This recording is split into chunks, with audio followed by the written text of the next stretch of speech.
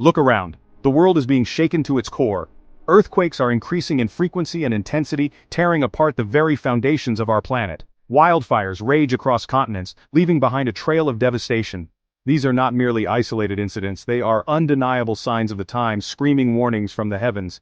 The Bible speaks of these very events, foretelling a time of unprecedented turmoil and upheaval. Matthew chapter 24 verse 7 warns us, "For nation will rise against nation and kingdom against kingdom.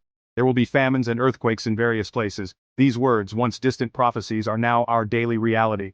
The signs are upon us, impossible to ignore. We are living in the last days, the final moments before the rapture of the church. The world is hurtling towards a catastrophic climax, and the time for complacency is long gone. The hour is late, and the need for urgency has never been greater. We must open our eyes to the truth that surrounds us. The signs are undeniable. The time is short, the rapture is near.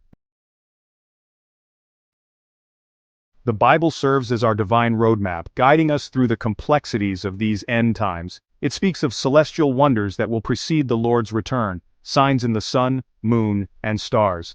Luke chapter 21 verses 25 to 26 warn, "And there will be signs in sun and moon and stars, and on the earth distress of nations in perplexity, because of the roaring of the sea and the waves, people fainting with fear, and with foreboding of what is coming on the world. For the powers of the heavens will be shaken." We have witnessed these celestial wonders firsthand. Blood moons, solar eclipses, and meteor showers have illuminated the night sky, each a stark reminder of the impending day of the Lord. The heavens themselves declare His glory and warn of His imminent return. The technological advancements of our time, once unimaginable, are also signs pointing towards the fulfillment of prophecy. The rise of global communication, artificial intelligence, and genetic manipulation, these all play a role in the unfolding drama of the end times. The stage is set, the actors are in place, the final act is about to begin, but amidst the chaos and uncertainty, we have hope. For the Bible doesn't just warn us of the coming judgment, it also offers a way of escape. The rapture is a time of both great joy and great sorrow. For believers, it is the long-awaited reunion with our Savior, the moment we are caught up to meet Him in the clouds. But for those left behind, it will be a time of unimaginable tribulation. The choice is before us. We can ignore the signs, dismiss the warnings, and continue down a path of apathy and indifference. Or we can heed the call to repentance, turn from our wicked ways, and embrace the saving grace of Jesus Christ. 2 Peter chapter 3 verse 9 reminds us, "The Lord is not slow to fulfill His promise, as some count slowness, but is patient toward you, not wishing that any should perish, but that all should reach repentance." God, in His infinite mercy, has given us time to turn to Him, to seek His forgiveness, and to find salvation in His Son. The time for complacency is over. The hour of reckoning is at hand. Let us choose wisely while we still have the chance.